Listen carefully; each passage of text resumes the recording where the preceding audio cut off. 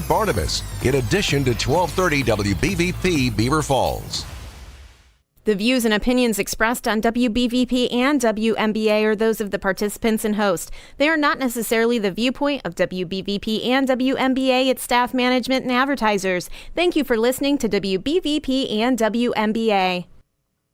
The following program is for mature and logical audiences only. Viewer discretion is advised.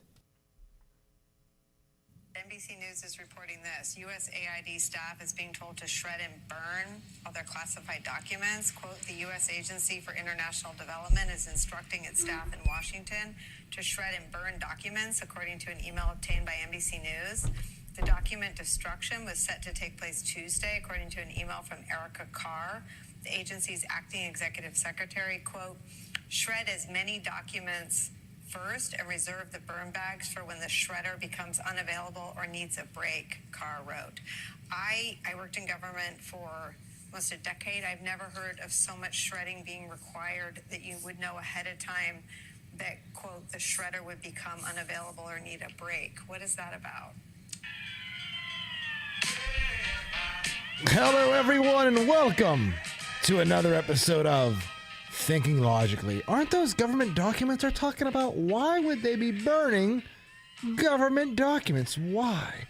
That is the least important story of the day. We're going to get to that, though, later. Other topics include Dems wanting to shut down the government. That's a switch from the past 3-4 decades. One congressman misgendered another congress person, and he paid the price, I guess. Also, it's the 5-year anniversary of the COVID shutdown that changed our life forever. We're going to spend the entire second half of the show on that. But if you want to call in and talk about that, anything else, you know the number 724-774-1888 or 724-843-1888. But before we get into anything, Ryan, what is up with this thing here? You got to get this fixed. I think we're good. All right. But first, the tariff war that is still going on. Ryan, how are you doing? Are you okay with the Steelers? I know they made some more moves. I'm doing well, yeah. Once we figure out who our quarterback's going to be, I'll be a lot better. But I'm okay. Uncle Rico? It might be Uncle Rico, but so far, so good. There's been a few minor moves, and obviously DK Metcalf, so we're excited about that. All right. So let's talk about tariffs today first. The Trump tariff war going on. He's now targeting the EU. He posted this on True Social today.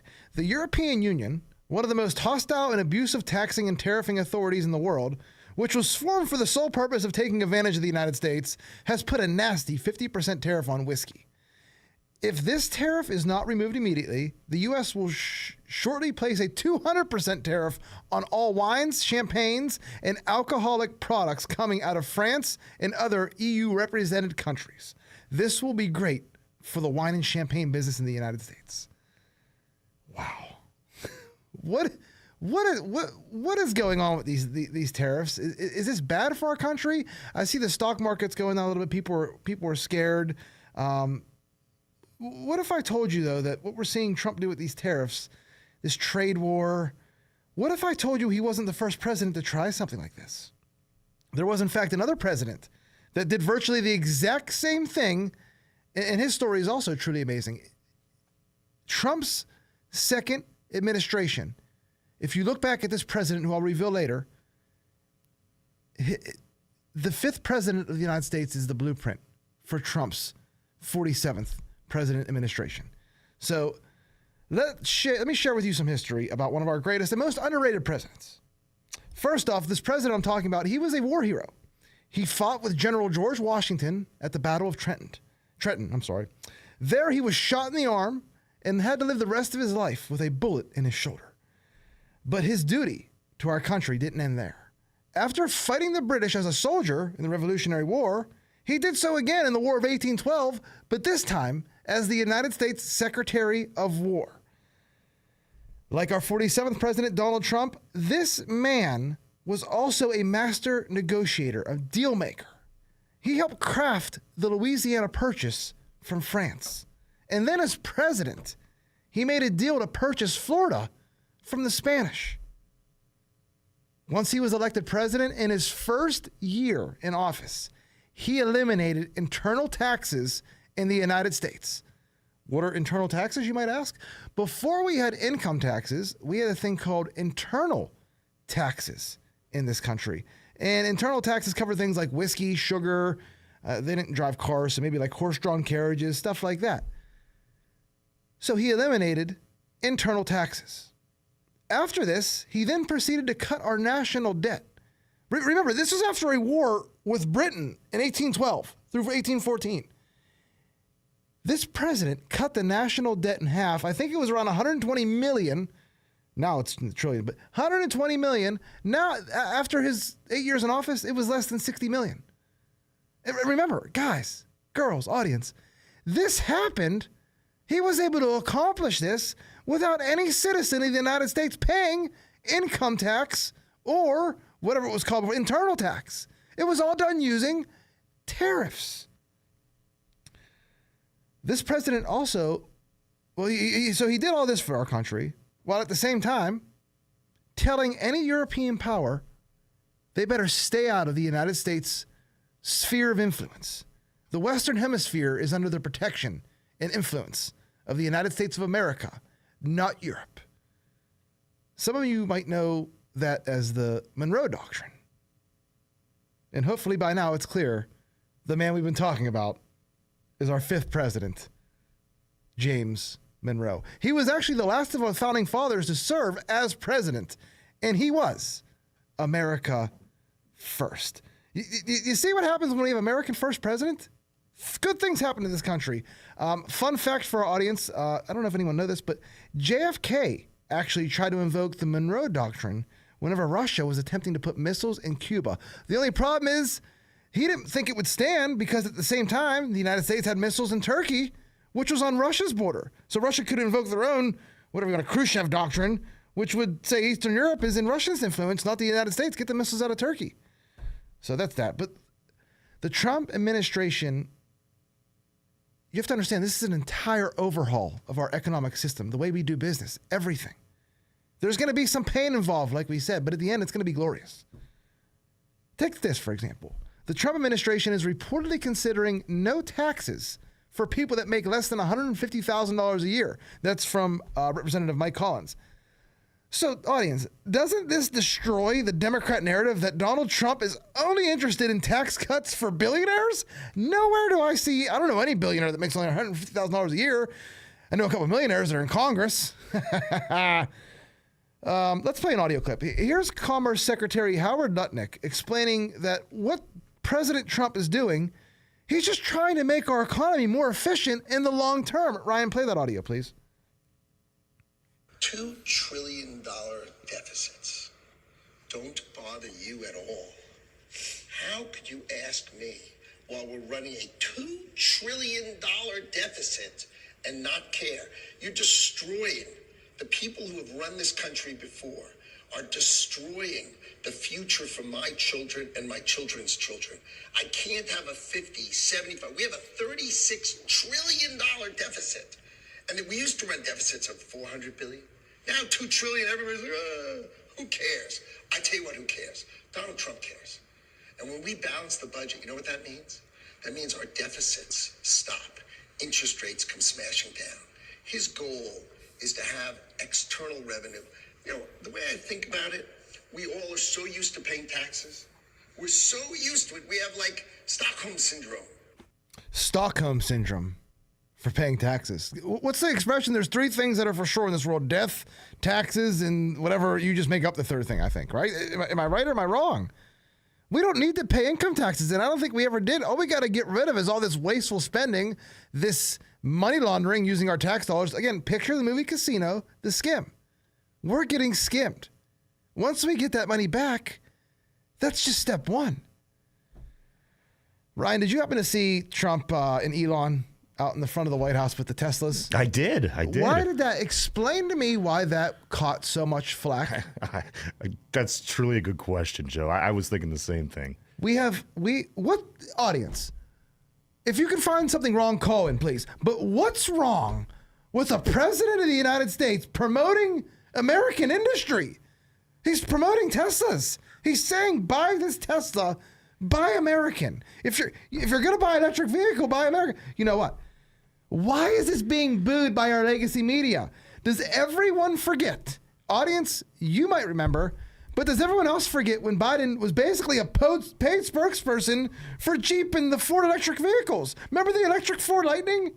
Biden drove a Jeep, which was made by the foreign-owned Stellantis, all over the White House grounds. All over the White House grounds. Then Stellantis moved thousands of Dodge, Jeep, whatever they are now, jobs from Detroit to Canada.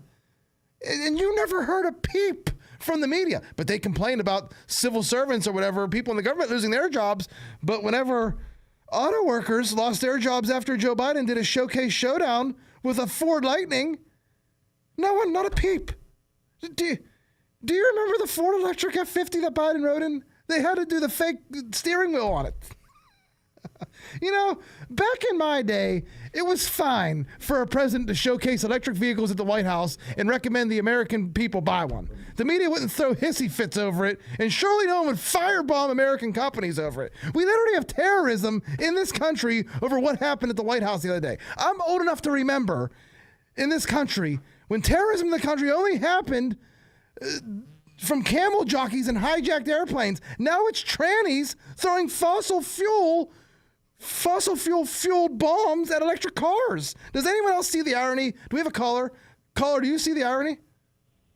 I think everything's ironic now, isn't it? But the irony of that, a tranny throwing fossil fuel at an electric car to destroy it because electric cars are bad now. Well, eventually, trannies have done a lot, haven't they? Not electric vehicles, for gas-powered vehicles. Trannies do a lot. No, I mean, a couple of the shootings, the one in Iowa, as soon as it was a tranny and not some goofy 17-year-old white boy with a Trump hat on, you had to look for the story. Yeah, and they hid the manifesto for that one that was a Catholic school or something. Whew. That was a bad one. But something you said earlier, what is it a friend of mine said down south one time in Arkansas? He looked at me and he must have spotted something he would have hit as an older, more experienced man. He said, never overlook the obvious. And I thought about this one day and I thought, you need to pick up a book or go take another shower or something if you're thinking about stuff like this. The Bidenistas, okay, now no offense, if you voted for Hillary, Biden, and Kamala Harris, you just struck out. That's 3 times you had to figure out that if Donald Trump is 10 times worse than these people say he is, I'm still voting for him. So what we really have here is Frankenstein. I think it was my little brother and I, because I let the other kids control the TV, because why not? And they'll find something fun. And Frankenstein got up out of his bed, I think, and said, fire bad, fire bad. It's just, you know this, it's Trump bad, Trump Nazi, Trump authoritarian. I didn't know the people were this easy to brainwash, or I would have brainwashed them. How about you? You look back at the things Jim Jones did and all the other people that were brainwashed, and you wonder, but this time it's different. They don't know where to direct their fire because they can't just direct it at Donald Trump. They got to direct it at Elon Musk, who has the electric cars, who they just worshiped for 4 years before this. It's like, I don't know. Imagine being a leftist right now. It's like that book 1984. You don't even know the things that you're protesting now you were for literally months ago. Do you think protest is an effective means of addressing grievances? No. You need to bring good attention to your cause. Right. And sitting in the middle of the street, like when we all knew Joe Biden didn't get 81 million votes, did anyone in March or April sit in the street and stop traffic over it? No. When Joe Biden, when the Supreme Court smacked Joe Biden down about student loans and he still went forward against the Constitution, did anyone get in the middle of the streets and stop traffic? No, because we know there's no right-winger after J6, excluding the guilty people, the massive amounts of innocent people that might not have even known what was going on. We know better than to get in groups of 3 or 4 now and say anything, right? Correct. Well, now it might be safer that Kash Patel's with the FBI, but before that, you didn't know who you Oh were my talking goodness! to. Yes. Oh, good Lord. Do you remember that case in Michigan when the guy was living in like a vacuum repair shop basement and they coerced him into planning a fake pipe bomb or getting materials for a fake pipe bomb? And he's doing like 20 years in jail now. Well, I don't know. How should I put this? The way that wires are probably so easy to conceal now, and how you know why people weren't rats in the old days? Because they were raised properly in a I'm a secular man, but the Judeo-Christians did a good job of raising their kids. And if you were a rat, you were shunned in the community to some degree. Now, since all your friends are on the internet playing Mortal Kombat with you from Hong Kong, you don't care. There's no consequences. Why would you say anything? If anyone says anything suspicious, like those poor guys in Michigan, now they were not nice guys. The world's a better place with them incarcerated. I get all that. But for all we know, the world's a better case with me incarcerated. Then I wouldn't be able to bother people anymore. But they were sitting around a campfire, drinking Blatz beer, eating refried beans and cheap hot dogs. And somebody said, do you think it'd be a good idea who would want to kidnap that governor in Michigan? I would pay a 10,000 ransom to give her back, Don. Have you ever read O. Henry's short story, The Ransom of Red Chief? I know who Henry is, but I don't recall the book. Read The Ransom of Red Chief, and I'll let you guys go because you only got an hour show. The Ransom of Red Chief by O. Henry. Read it and attach it to Governor Whitmer. Okay, I will. Thank you, Don. Take care. Hey, thanks, Have a good Don. day. The Ransom of Red Chief. I remember O. Henry. I think that was his pen name. And in like 5th, 6th, 7th grade. Maybe I did read that one. I'll check it out. What else happened this week? Egg prices dropped. You see this, Ryan? Did you buy any eggs? I did. No, I didn't buy any yet, but I certainly saw this. Well, this is what happens whenever you grow a brain and stop killing all the hens for no reason. Were there any other countries that killed all the hens, or was it just us? I've never heard of any. I know Denmark or Holland did.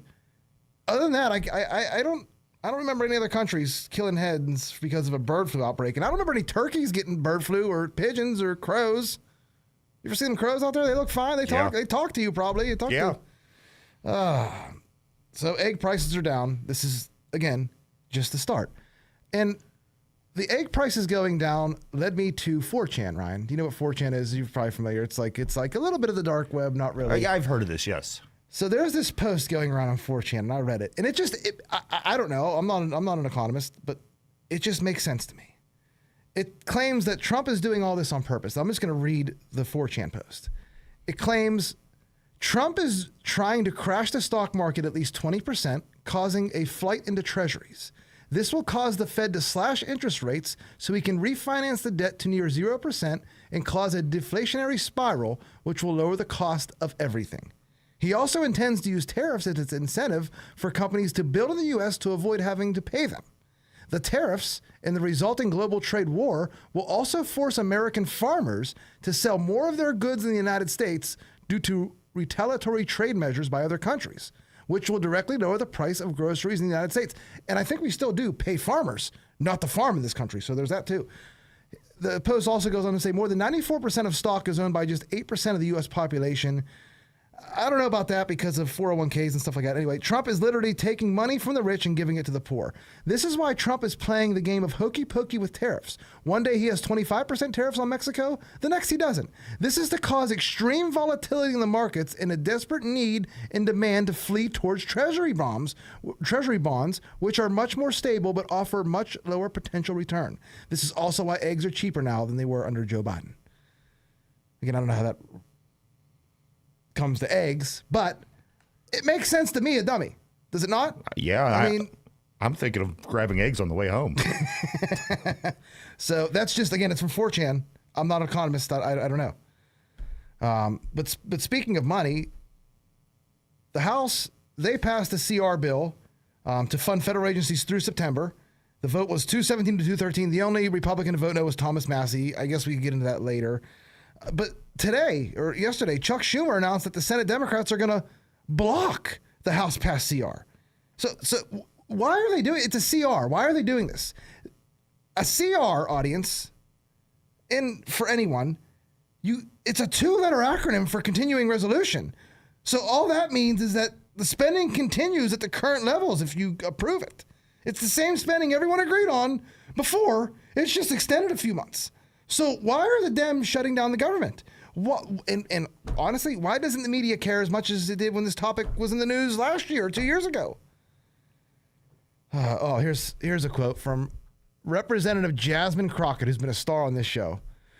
We shutting down the government to block federal layoffs. I'm going to read it again because it might not hit you. We shutting down the government to block federal layoffs. I mean, I think they still technically get paid, but she probably doesn't even know that. For 30 years, Democrats have cried and complained that shutting down the government will be bad. Horrific. People will starve. This is just an extension of the prior deal, and they don't want to do it. Why? It's simple. They're just being spiteful. They don't care. They don't care about the country. They just hate Donald Trump. I mean,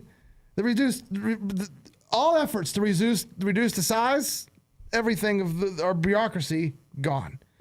We can't cut any flow to NGOs, nothing. We can't stop supporting Ukraine. What are they standing for? I don't know. All right, we got to take a break. When we come back, we're going to talk about this USAID burning documents.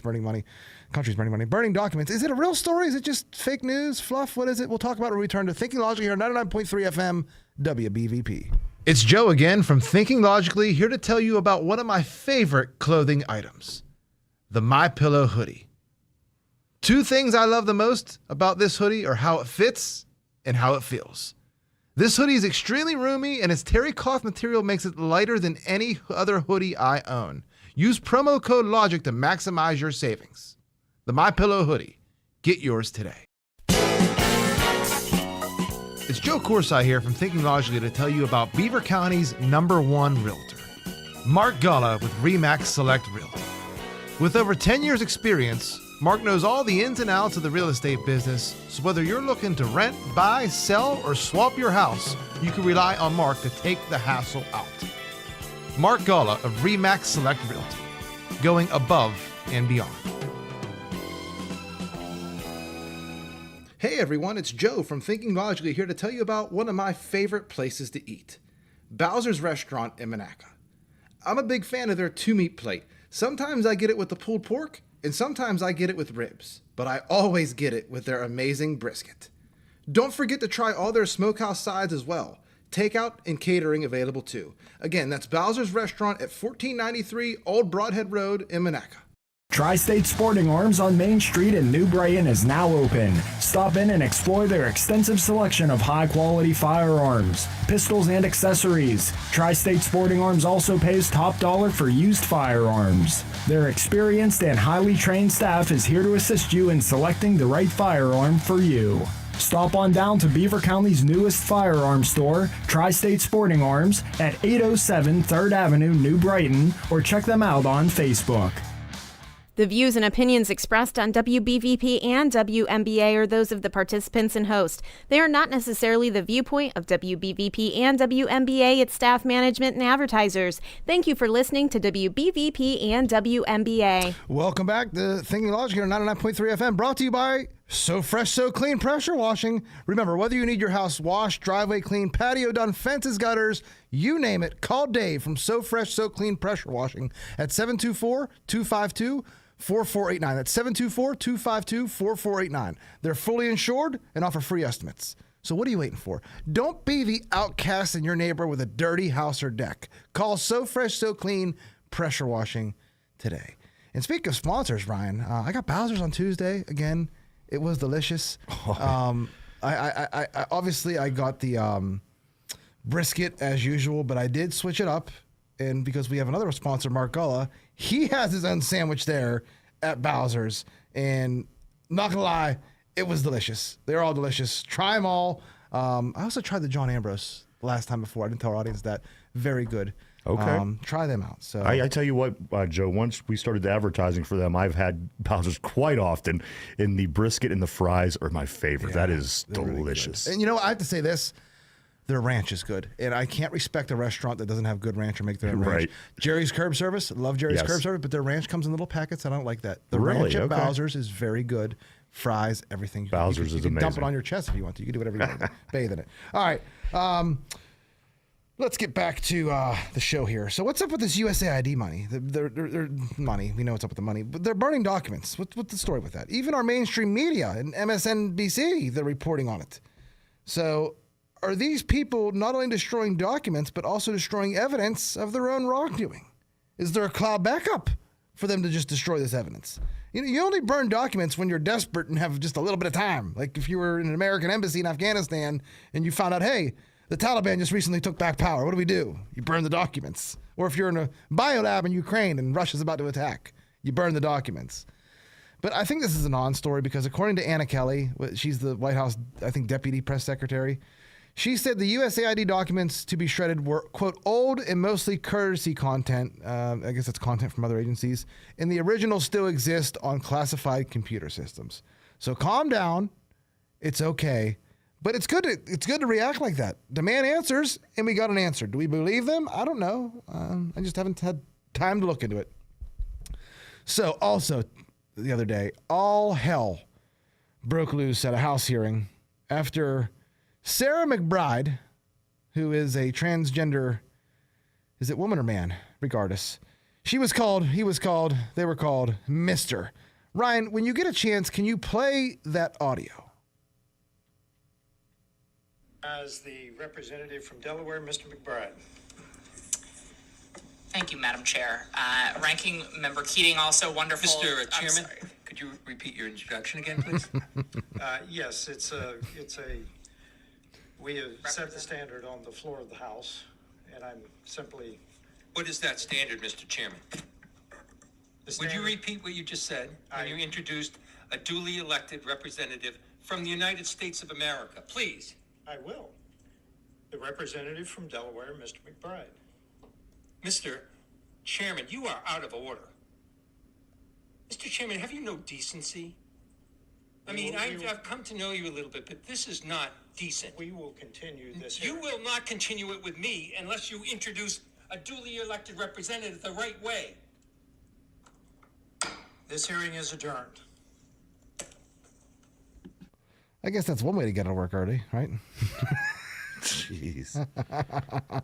Oh, man. But did she not answer to Mr. McBride at the beginning and start She talking? did. Yes, I heard it. I will say I do feel bad for the McBride lady, I guess we'll call her, because it's also St. Patrick's Day coming up, and that's just racist to just do that to her, maybe. McBride. There's no question she's Irish, right? I mean, she may not be a woman, but she's definitely Irish. Maybe after a few drinks.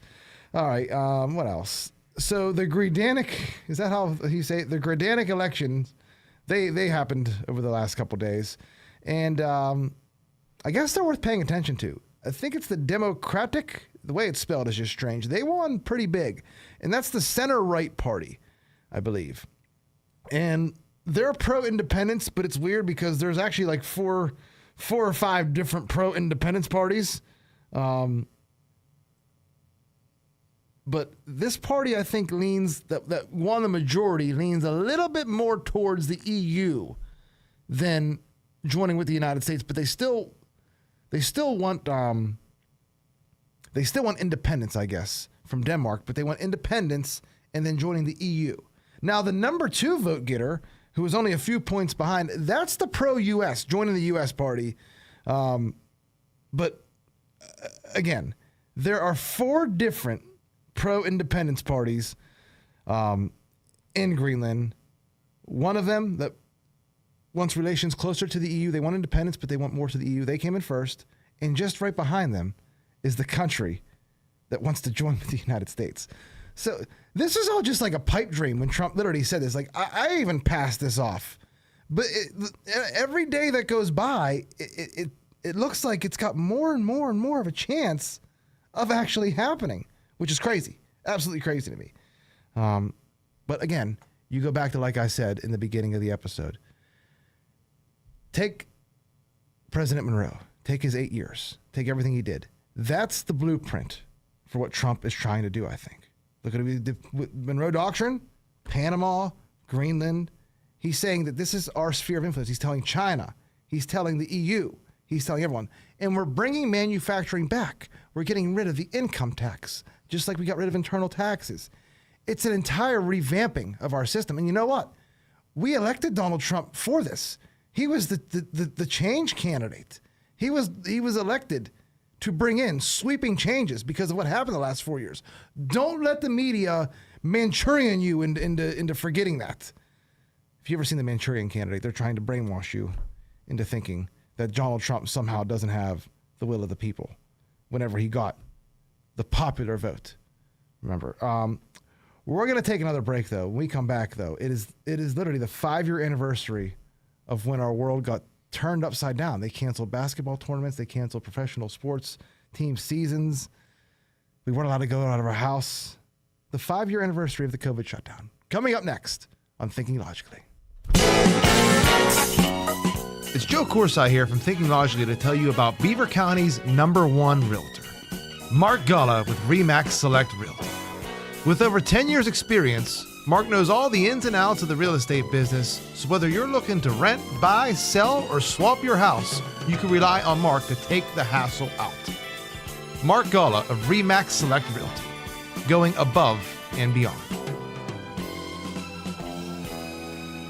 It's Joe again from Thinking Logically, here to tell you about one of my favorite clothing items, the MyPillow hoodie. 2 things I love the most about this hoodie are how it fits and how it feels. This hoodie is extremely roomy, and its terry cloth material makes it lighter than any other hoodie I own. Use promo code LOGIC to maximize your savings. The MyPillow hoodie. Get yours today. Can the card you carry really change your life? It can when it's a low-rate Freedom United Federal Credit Union fixed-rate Visa card. This is Pat Travail, and I'm the lady in the loan department with the big scissors. No, silly. I'm not doing haircuts, but I am going to use those shears to cut up those nasty high-rate store charge cards you're carrying around. Why, you ask? Because you won't be needing those cards anymore after you take advantage of Freedom United's low 6.99% rate balance transfer special. Good for a limited time on new money transfers to a Freedom United Visa card with approved credit. Potential money saved on lower monthly payments really can be life-changing and potentially put more freedom in your future. Visit Freedom United Federal Credit Union, member NCUA Equal Housing Lender.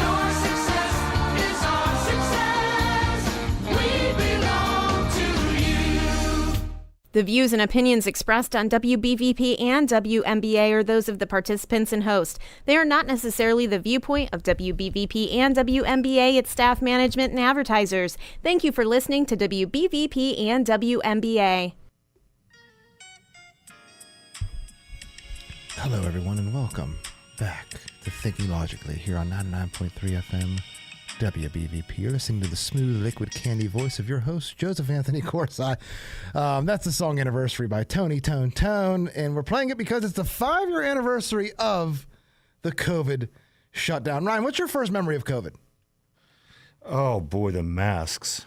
First thing on, are you talking about the first thing that I can First thing that, because you didn't know COVID existed, what's the first thing? Okay, the first thing that I knew was there was something going around, and they gave a 2-week period of time to straighten or flatten the curve, I believe was the term they used. I can remember watching Fox News at like 12:37 in the morning on New Year's Day, and they were bringing up the China shooting the aerosol things into the thing and talking about coronavirus, and I passed it off as nothing until Rudy Gobert. Why can't I say his name? Rudy Gobert. How do you say his name? Rudy Gobert? I want to say Stephen Colbert, but I can't. Anyway, until he started grabbing all the microphones at the press conference and then tested positive for coronavirus. Audience, you might forget, I'm going to play the clip, and this rewinds back to, I think, March 12th of 2020. Rudy Gobert has tested positive for the coronavirus. That was learned in Oklahoma City prior to that game between the Jazz and the Thunder. Right now, the Thunder and Jazz, I'm told, are both quarantined in that arena, and the NBA has made the decision. They have just announced that they are suspending play finishing after tonight's games. They're going to let tonight's games finish. But starting tomorrow, NBA play is suspended. Adrian Wojnarowski just tweeted this. Jazz star Donovan Mitchell has tested positive for the coronavirus. League sources tell ESPN Jazz players privately say that Rudy Gobert has been careless in the locker room, touching other players and their belongings. Now a Jazz teammate has tested positive. Now, you can argue Rudy Gobert touching the microphones and then getting sick days later set the tone for everyone having to leave their UPS packages and groceries outside in the rain for days before they brought them in because they were in fear of getting sick. I have to ask, because in my opinion, COVID was manufactured somewhere and released. Maybe it was by China. I don't know who, but it was done to steal the 2020 election, in my opinion. And the NBA has close ties to China, where the virus came from. And ESPN and our media is known for doing whatever the left wants and spreading narratives. So did you see in the clip we played, do you feel maybe a coordinated narrative being built by ESPN, the NBA, and our media? Players privately say that he wasn't. That was before we even had any mandates or any rules of what to do. They wanted the 6 feet right there and not touching anyone.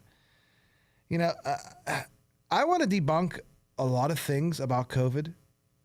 There's just so many. I've heard, I listened to this radio station in the morning. I've heard people call in, talk about, remember the bleach comment? Donald Trump told people to drink bleach. Absolutely, yeah. Ryan, what if I told you that's a total lie? I can't believe the amount of people that still believe the debunked, quote, Trump told us to drink bleach lie. Yeah. Actually, let's dive into that next. Trump wasn't talking about drinking bleach. In fact, he never said drink bleach. I don't even think he said bleach at all. Trump was talking about using UV light as a disinfectant to kill COVID. Our fake media, they claim that President Trump told Americans to either drink or inject bleach into their body to stop COVID-19. But again, what's the real story? Surely there is video of President Trump saying drink bleach, right? There would have to be. We heard the media say it. We heard everyone. We've heard people call into this radio station and say it. So let's take a look. Play the 1-minute audio of Trump telling people to drink bleach. You are thinking of if you're totally into that world, which I find to be very interesting. So supposing we hit the body with a tremendous, whether it's ultraviolet or just very powerful light, and I think you said that hasn't been checked, but you're going to test it. And then I said, supposing you brought the light inside the body, which you can do either through the skin or in some other way. And I think you said you're going to test that too. Sounds interesting. Right, and then I see the disinfectant, where it knocks it out in a minute, 1 minute. And is there a way we can do something like that by injection inside or almost a cleaning? Because you see it gets on the lungs and it does a tremendous number of the lungs. So it'd be interesting to check that. So that you're going to have to use medical doctors, but it sounds medical doctors, he said. To me. So we'll see. But the whole concept of the light, the way it kills it in 1 minute, that's. Ryan, where did he say bleach? He didn't say bleach. I didn't hear it once. The closest he said to bleach was using UV light as a disinfectant. He said the word disinfectant. You're right. Now, again, context is important. Trump was answering a question about emerging technologies in battling COVID-19 during a press briefing that was designed to talk about emerging technologies in battling COVID-19. So during the briefing, what you just heard was Trump making off-the-cuff remarks about the possibility of using UV light to fight COVID, the possibility of using it. It wasn't just Trump saying this, though. Using UV light as a disinfectant was mentioned over 20 times during that briefing. Well, Joe, by whom? Whom, you may ask, I guess. By the experts, of course. Dr. Bryan, Dr. Birx, they were there. They mentioned using UV light as a disinfectant over 20 times, and they're COVID experts.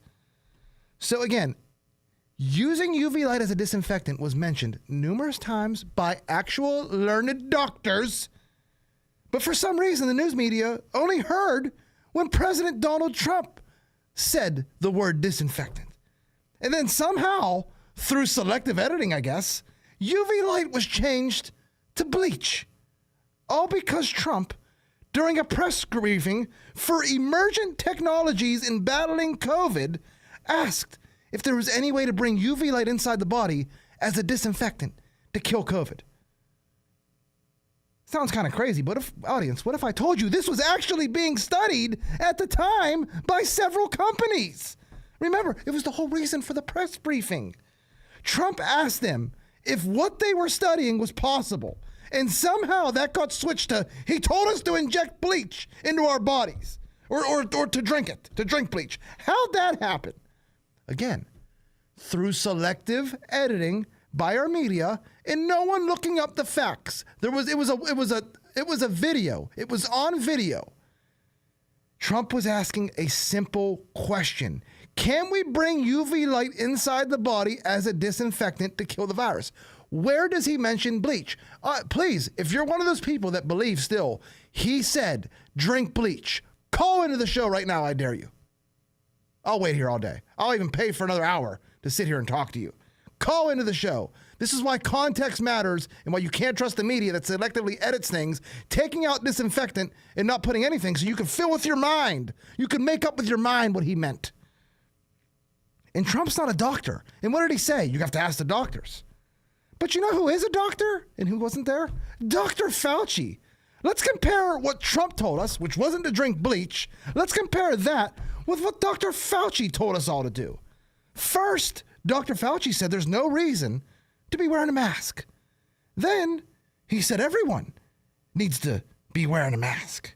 Then he said everyone suggested, I guess, everyone put on 2 masks.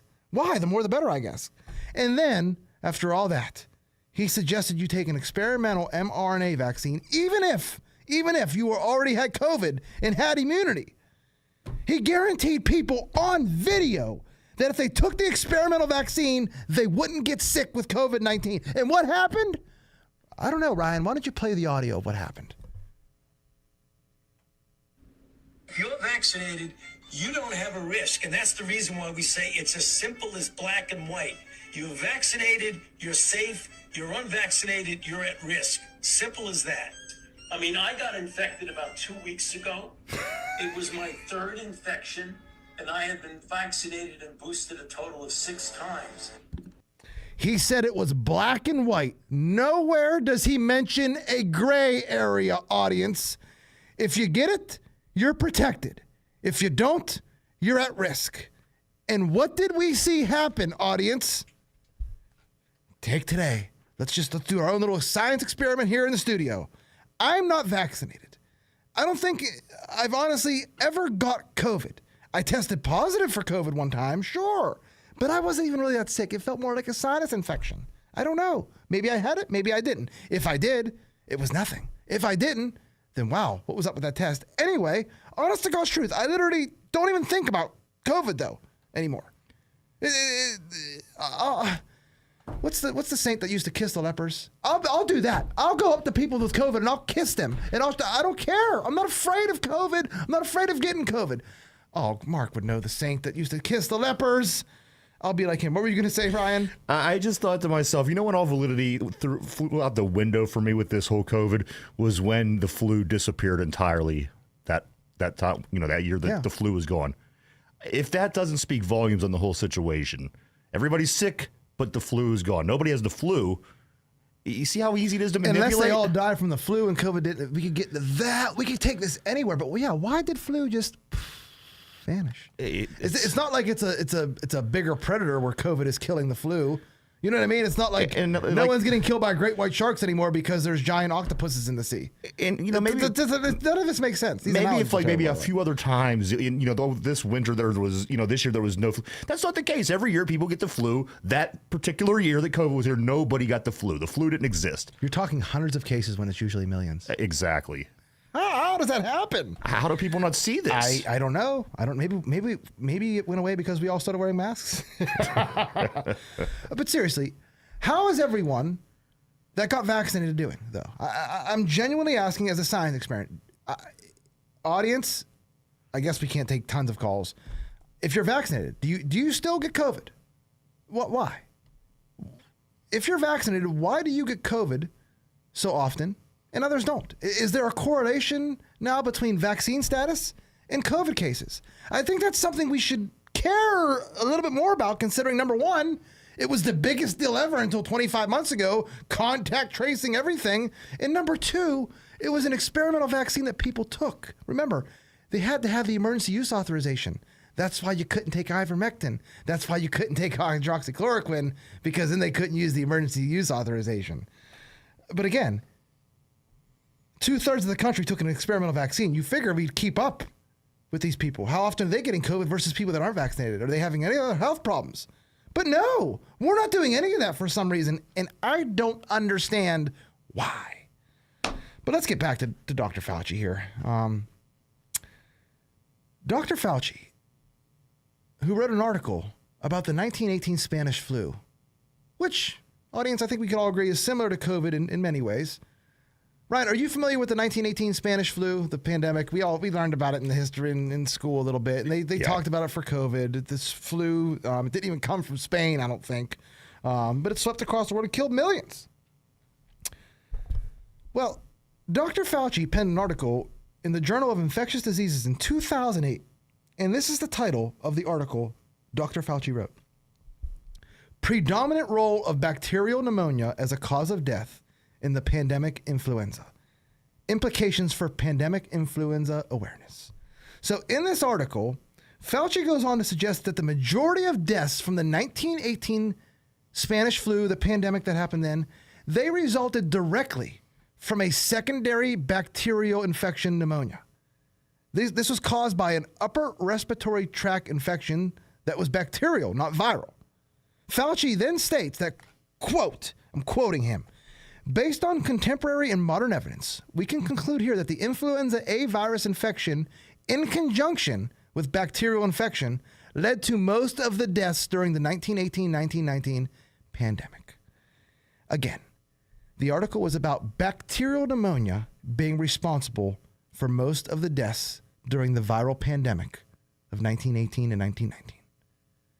Secondary bacterial pneumonia. Audience, burn that in your brain. Pay attention here. Remember when the schools in Florida started sending the students' masks away to be tested? What did they find? What did they find in the masks? The masks were completely contaminated with bacteria and fungus. Remember? I remember this when I think of this paper that Dr. Fauci wrote about what killed people in 1918. What does bacteria need to survive, audience? A nice, warm, moist environment. What better place than a mask that you use to grocery shop and then hang from your rearview mirror in the summer before you use it again in a few days, all moist and gross? So, let me ask the question. Does wearing a mask increase someone's chances of getting bacterial pneumonia or an upper respiratory tract infection via bacteria? Because if so, that would be bad during a pandemic, right, audience? Right? According to the guy that wrote the paper in 2008, and oddly enough, suggested that we wear multiple masks, yes, that would be bad to do something that increases your chances of getting bacterial pneumonia during a pandemic, because most people didn't die from just the viral infection. It had to be the combo or the bacterial pneumonia in general. So, again, if wearing masks increases your chances of getting an upper respiratory tract infection, it would be completely unwise to wear one during a pandemic. Remember, like Fauci said, in 1918, most of the deaths weren't from the virus. It was from the bacterial pneumonia and upper respiratory tract infections. For some reason, though, after flip-flopping on the issue like a fish, Dr. Fauci recommended everyone wear masks. Masks. Not only one, but two. Multiple masks. But let's not forget about the testing. We got to get back to the testing. Remember, no doctor's office or hospital was testing for bacteria or upper respiratory tract infections in March, April, May, June. They were just strictly testing for COVID. Everything was COVID. You go, COVID. And remember, audience, 1918, most people died from bacterial pneumonia. So 100 years later, during a viral pandemic, I'm going to ask, were most of the deaths not from COVID, but from upper respiratory tract infections? Picture during COVID, you get strep A. That's a bacterial infection. Well, if the doctors don't treat you with antibiotics because you tested positive for COVID via a faulty PCR test, you're not going to get better. And remember, even the creator of the PCR test said it was not an effective test for COVID. Could more attention and a simple antibiotic save more people during COVID?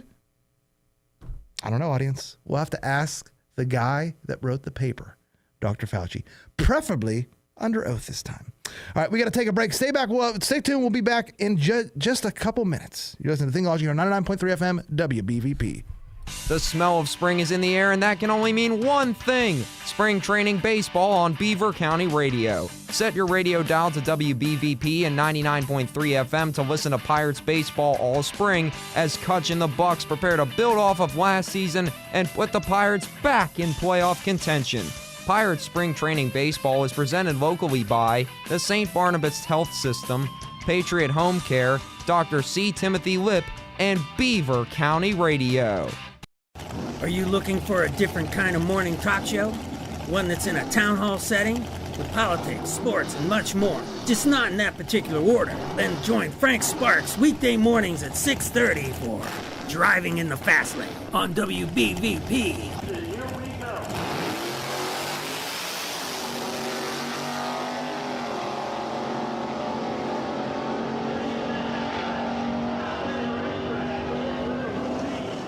The views and opinions expressed on WBVP and WMBA are those of the participants and host. They are not necessarily the viewpoint of WBVP and WMBA, its staff, management, and advertisers. Thank you for listening to WBVP and WMBA. Welcome back to Thinking Logically here on 99.3 FM WBVP. You spent the entire last segment talking about COVID and how Dr. Fauci is a fraud, and Trump, like it says on my hat, may have been right about everything.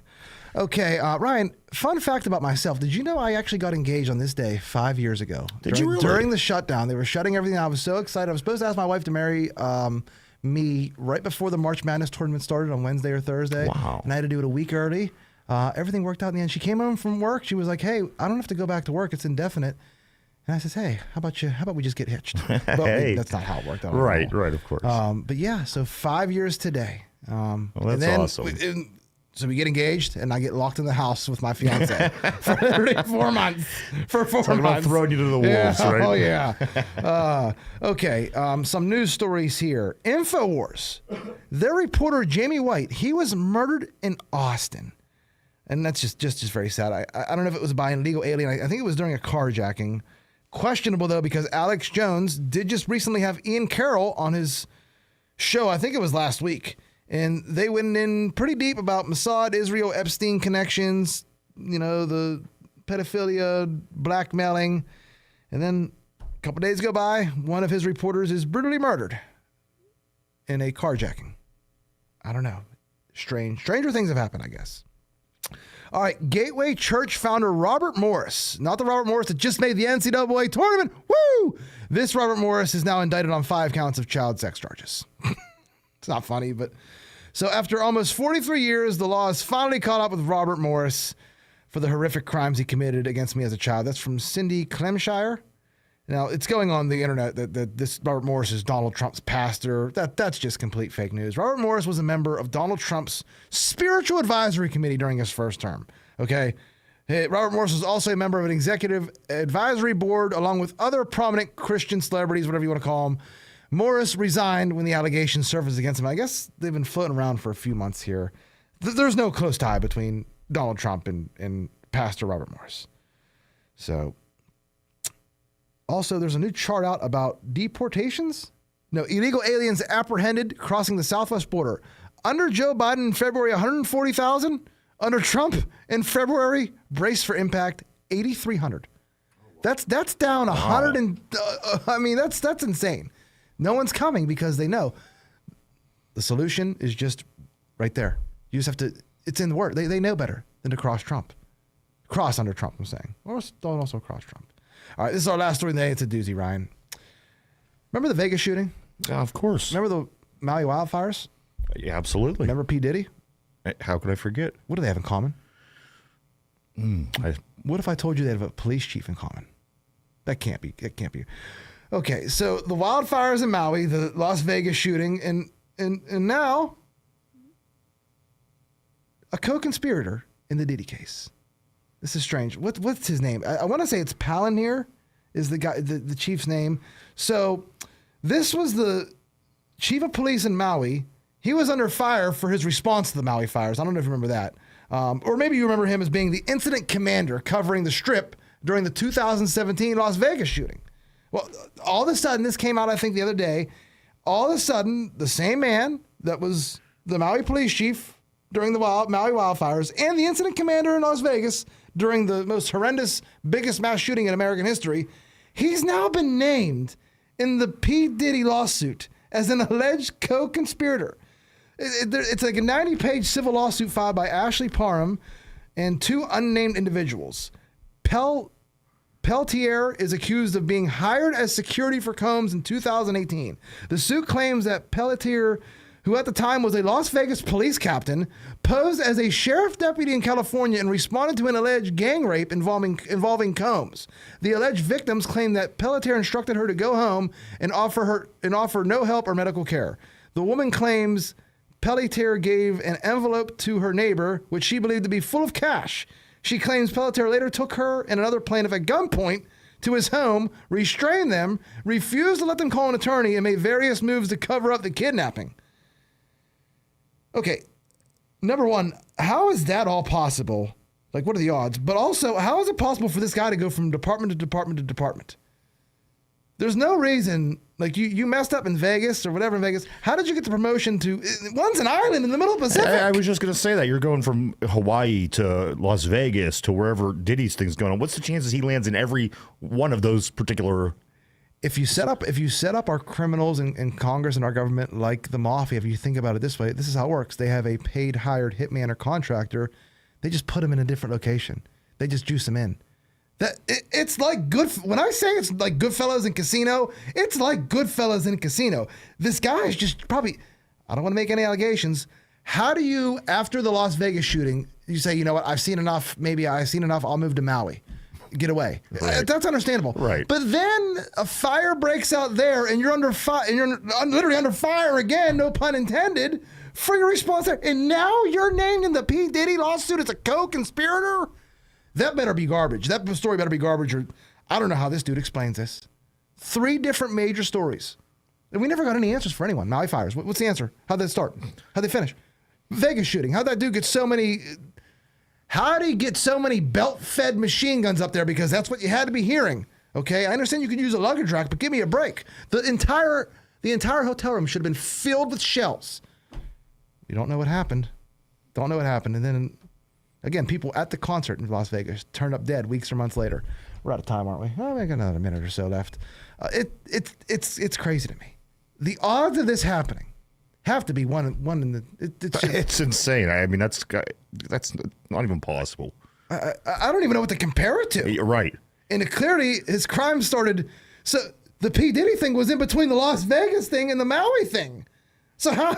I mean, I don't know. Unless you're juiced in to some kind of criminal syndicate, how else do you explain this? Yeah. And it's either fake or it's real, and the deep state is real, and it is a complete criminal syndicate. No wonder Trump had numerous attempts on his life. That's all I'll say. So that's all we pretty much got for today. Do we have anything in sports news we could cover? Any pending trades or anything? No, but I did see this, Joe. It was just a small story that I caught. I saw that Gavin Newsom, who obviously fumbled the ball while trying to, when the wildfires in California were going on, he did just have a big bust produced of himself. Did you see this? Yeah. Gavin Newsom, the hero. Come on. And he has his own podcast now. Like, figure out California first. Yeah. The fact that he started this podcast right weeks after the fires in California. I mean, he couldn't beat the Celtic Smelts, Joe. Come on. The Celtic Schmelts. We'll end it on that. All right. Thanks for tuning in. Like I said, like and share, especially this episode with all the COVID information, with a friend, with anyone. We're here every single Monday and Thursday, except for next week. We won't be here Thursday. I'll be watching basketball. We're here every Monday and Thursday, 5 to 6 p.m. The show's name is Thinking Logically. The radio station is 99.3 FM WBVP. I'm Joe Corsai, and I will see you guys on Monday. The views and opinions expressed on WBVP and WMBA are those of the participants and host. They are not necessarily the viewpoint of WBVP and WMBA, its staff, management, and advertisers. Thank you for listening to WBVP and WMBA. You're listening to 99.3 FM, presented by St. Barnabas. In addition